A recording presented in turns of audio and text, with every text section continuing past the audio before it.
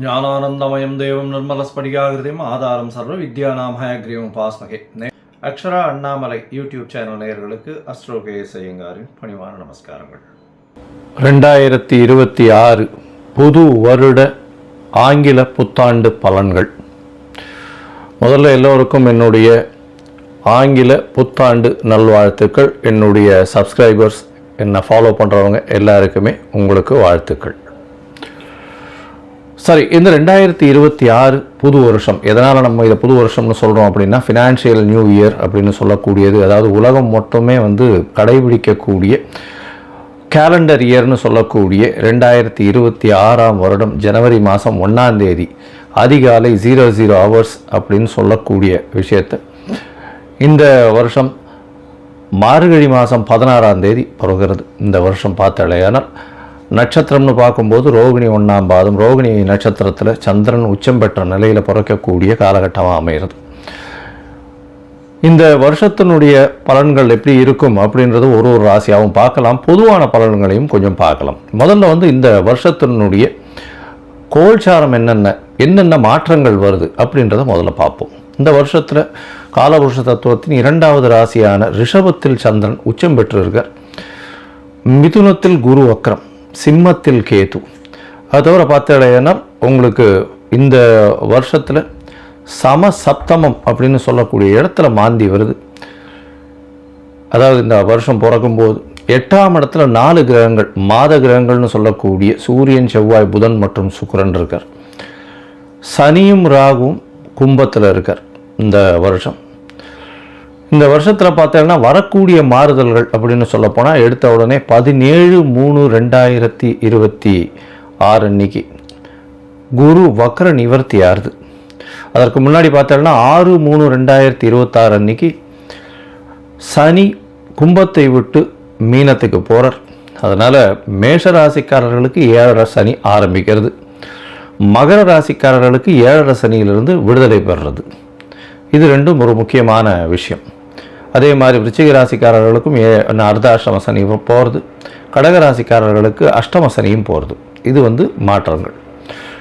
அதே மாதிரி பார்த்தாலேயானால் 17/3/2026 குருவினுடைய வக்ர நிவர்த்தி, குரு மிதுனத்தில் வக்ர நிவர்த்தி அடைகிறார் 17/3 அதற்கு பிறகு பார்த்தாலேயானால் 26/5/2026 குரு மிதுனத்திலிருந்து கடகத்துக்கு போகிறார். கடகத்தில் அவர் உச்சம் பெற்று போயிருக்கார். இந்த வருஷம் பார்த்தாலேயானால் பொதுவாகவே 12 மாதம் இருக்க வேண்டிய குரு 5ஆம் மாதத்திலிருந்து கிட்டத்தட்ட 10ஆம் மாதம் வரணும். அதாவது 5 மாதம் மட்டுமே அங்கே இருக்கார். அதாவது 20/10/2026 வரலும் தான் குரு கடகத்தில் இருக்கார். 20ஆம் தேதி அக்டோபர் மாதம் சிம்மத்துக்கு வந்துடுறார். கிட்டத்தட்ட ஒரு 5-6 மாதம்தான் அவர் அங்கே இருக்கார்.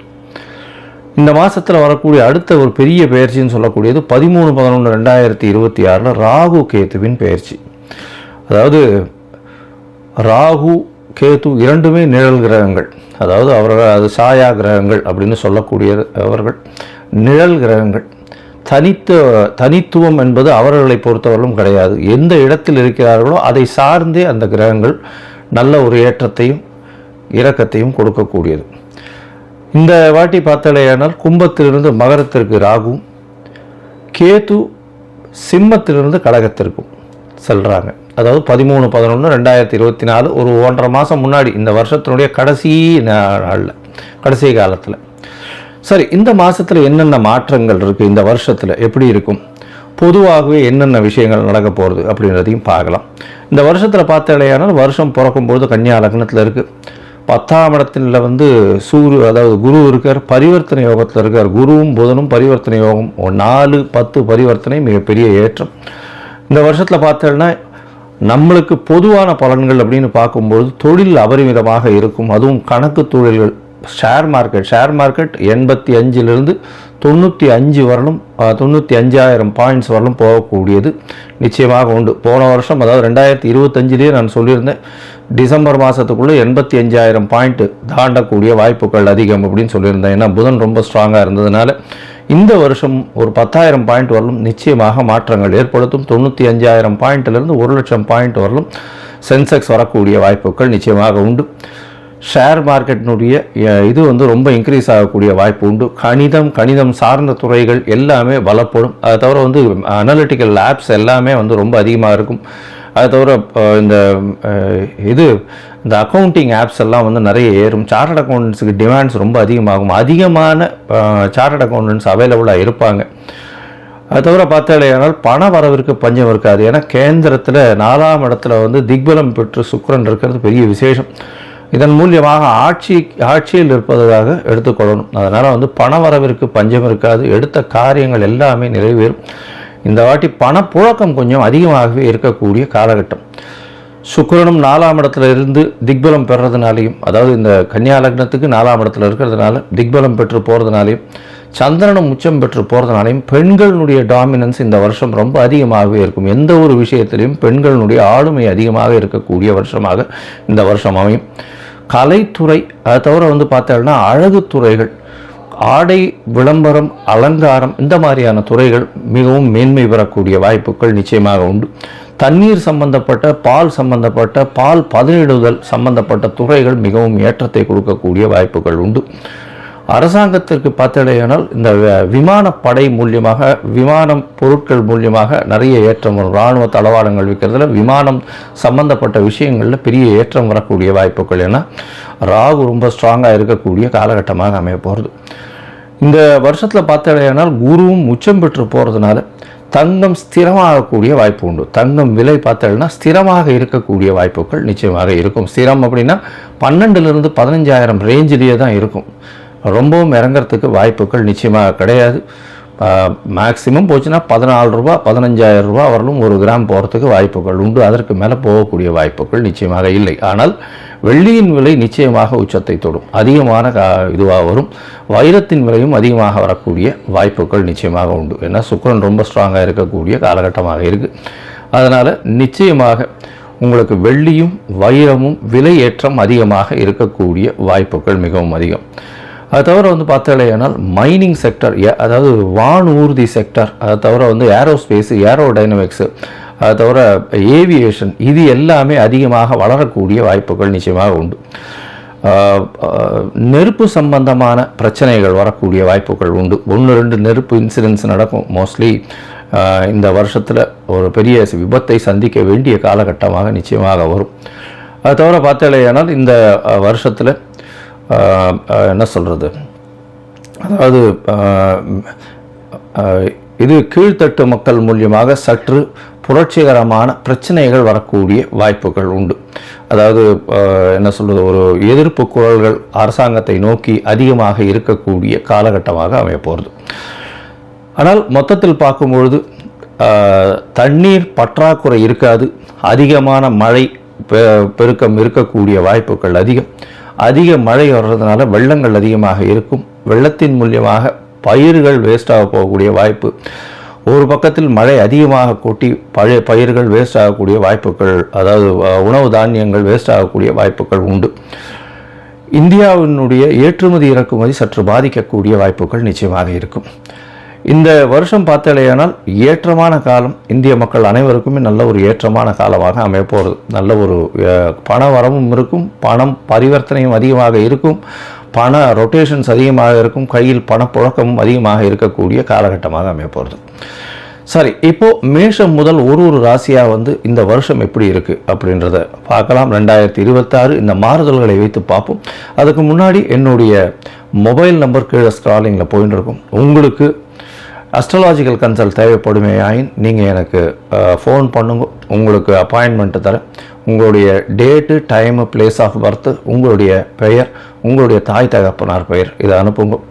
என்னுடைய கட்டணம் என்னன்னு சொல்கிறேன். அந்த கட்டணத்தை வந்து போட்டுட்டு யூடிஆர் நம்பர் ஷேர் பண்ணுங்க. உங்களுடைய ஜாதகத்தை போட்டு சந்தி இருக்கான்னு பார்த்துட்டு, சந்தி இருந்ததே ஆனால் அதை தவிர்த்து என்ன இது பண்ண முடியும், உங்களுடைய நட்சத்திரம் என்ன, தசாநாதம் என்ன, தசை நடக்கிறது, உங்களுடைய லக்னம் என்ன அப்படின்றத குறித்து அதற்கு பிறகு உங்களோட அப்பாயின்மெண்ட் ஃபிக்ஸ் பண்ணிவிட்டு டிஸ்கஸ் பண்ணுறேன். பொதுவாகவே என்கிட்ட வர்ற ஜாதகத்தில் 50 வயசு 60 வயசில் இருக்கிற வாழ்க்கெல்லாம் வந்து நட்சத்திரம் சந்தியில் வர்றதுனாலையும் லக்ன சந்தியில் வர்றதுனாலையும் அவள் இருக்கக்கூடிய லக்னம் வந்து ரிஷப லக்னம் நினச்சின்னு இருப்பாள். ஆனால் மிருகசீரிஷம் 3ஆம் பாதத்தில் இருக்கும், மிதுன லக்னத்தில் இருப்பாள். ஸோ அந்த மாதிரி மாறுதல்கள் நிறைய இருக்குது. அதனால் முதல்ல லக்ன சந்தி நட்சத்திர சந்தி எல்லாம் குறித்து அதற்கு பிறகு உங்களுடைய ராசிக்கு உங்களுடைய லக்னத்திற்கு ஏற்ப தசை நடக்கிறதா, இப்போ நடக்கிற கோச்சாரம் எப்படி நடக்கிறதுன்றதை பார்த்து அதற்கு பிறகு பலன் சொல்கிறேன். சரி, இப்பொழுது மேஷம் முதல் மீனம் வரை 2026 புத்தாண்டு பலன்கள் ஒன்றொன்றாக பார்க்கலாம். துலாம், சித்திரை, சுவாதி, விசாகம் இந்த 3 நட்சத்திரம் 9 பாதங்களை கொண்ட ராசி. ராசியின் அதிபதினு சொல்லக்கூடியவர் சுக்கிரன். உங்களுடைய ராசிநாதன் 3ஆம் இடத்தில். நல்ல ஒரு ஏற்றமான காலகட்டம். என்ன முயற்சிகள் எல்லாமே வெற்றி பெறும். அதை தவிர இந்த வருஷம் ஆரம்பிக்கும் பொழுதே பார்த்தோம்னா உங்களுடைய ராசிக்கு 9ஆம் இடத்துல குரு பகவான் வக்ரகதி அடைஞ்சிருந்தாலும் 9ஆம் இடத்துல இருக்கிறது ரொம்பவுமே விசேஷம். இதன் மூலியமாக பார்த்தலையானால் உங்களுடைய ராசிக்கு 3ஆம் இடத்தை 5ஆம் இடத்தை பார்க்கறதுனால குழந்தை பிராப்தி ஏற்படக்கூடிய பாக்கியம் உண்டு. ஏன்னா 5ஆம் இடத்தில் சனி பகவான் ஆட்சி பெற்று இருக்கார். அது ஒரு பெரிய விசேஷம். இந்த காலகட்டத்தில் மார்ச் மாதம் 6ஆம் தேதி வரலும் சனி பகவான் 5ஆம் இடத்துல இருக்கிறார். அதற்கு பிறகு 6ஆம் இடம் போகிறார். மிகப்பெரிய ஏற்றமான காலம் உங்களுக்கு. அதாவது மறைந்த இடங்களில் அசுபர்கள் இருக்கிறது பெரிய விசேஷம். என்ன விசேஷம் அப்படின்னா புதிய தொழில் உண்டாகும், தொழிலில் மாறுதல்கள் உண்டாகும், புதிய கடன் வரக்கூடிய வாய்ப்பு, பழைய கடன்லாம் நீங்கக்கூடிய வாய்ப்பு. ஏன்னா 6ஆம் இடம்னு சொல்லக்கூடியது ருண ரோக சத்ருஸ்தானம்னு சொல்லுவோம். அதை தவிர உங்களுடைய அடிமை தொழிலை பற்றி சொல்லுவோம். இது எல்லாமே புதுசாக அமையும். உங்களுக்கு கீழே வேலை செய்கிறவங்க, அதாவது நீங்கள் ஒரு கம்பெனியில் மேனேஜராக இருக்கீங்க, ஒரு பெரிய அளவில் இருக்கீங்கன்னா உங்களுக்கு கீழே வேலை செய்யக்கூடிய ஜூனியர் பீப்புள் எல்லாருமே பார்த்தீங்கன்னா நீங்கள் சொல்லக்கூடிய விஷயங்களுக்கு கட்டுப்பட்டு நடக்கக்கூடிய வாய்ப்புகள் மிகவும் அதிகம். அதாவது கடன்கள் வரக்கூடிய வாய்ப்பு உண்டு. இருந்தாலும் பழைய கடன்களும் பழைய கடன்கள் முற்றிலும் நீங்கி புதிய கடன்கள் வரக்கூடிய வாய்ப்புகள் இந்த காலகட்டத்தில் இருக்கும். இந்த காலகட்டத்தில் பார்த்தீங்கன்னா 6ஆம் இடத்தில் சனி பகவான் போகிறார். இந்த வருஷம் 2026 மார்ச் மாதம் 6ஆம் இடத்துல சனி பகவான் போகிறார். மிகவும் ஏற்றமான காலம். ஒரு 2.5-3 வருஷத்துக்கு எல்லா விதமான போட்டிகளிலும் வெற்றி பெறுவீங்க. அனாயாசமாக போட்டிகளில் எல்லா விஷயத்திலையுமே வெற்றி கிடைக்கக்கூடிய வாய்ப்புகள் உண்டு. இருந்தாலும் மே மாதத்துக்கு அப்புறம் பார்த்தேன்னா 2026 மே மாதத்துக்கு அப்புறம் குரு பகவான் உங்களுடைய ராசிக்கு 10ல் வர்றார். 10ல் வராரு. சார் என்ன சார் இது துலா ராசிக்காரர்களுக்கு 10ல் குரு வருதே அப்படின்னா கவலைப்பட தேவையில்லை. அவர் ஏற்கனவே ஒரு 2 மறைந்த வீட்டுக்கு அதிபதி, 3-6க்கு உண்டான அதிபதி. அவர் 10ல் போய் இருக்கிறதுனால பெரிய மாற்றங்கள் வராது. என்ன மாற்றம் வரும் அப்படின்னா உங்களுக்கு புதிய தொழில் அமையும். தொழிலில் ஒரு புதிய மாற்றங்கள் ஏற்படக்கூடிய காலகட்டமாக இருக்கக்கூடும்.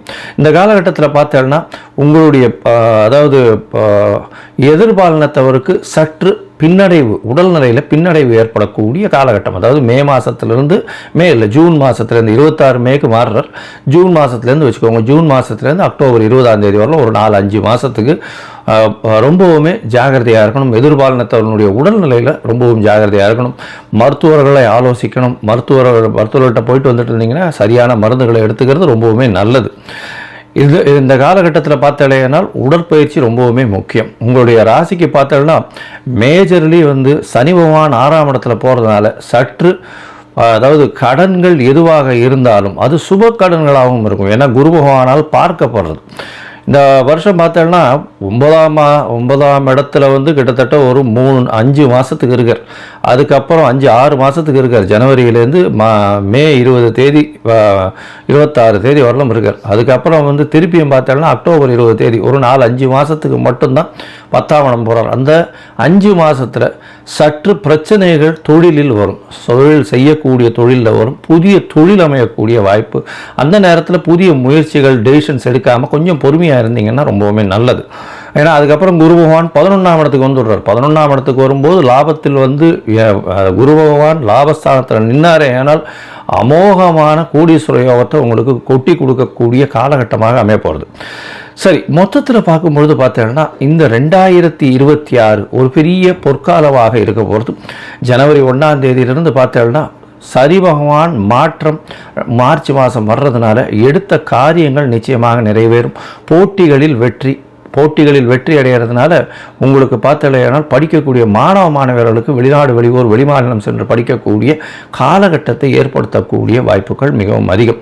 படிப்பு விஷயங்களில் நல்ல ஒரு ஏற்றம் இருக்கும். புதுசாக கடன் வாங்கக்கூடிய வாய்ப்பு இருக்கும். பழைய கடன்கள் அடையக்கூடிய காலகட்டமாகவும் அமைய போகிறது. சுப கடன்களாக இருக்கக்கூடிய வாய்ப்புகள் இருக்குது.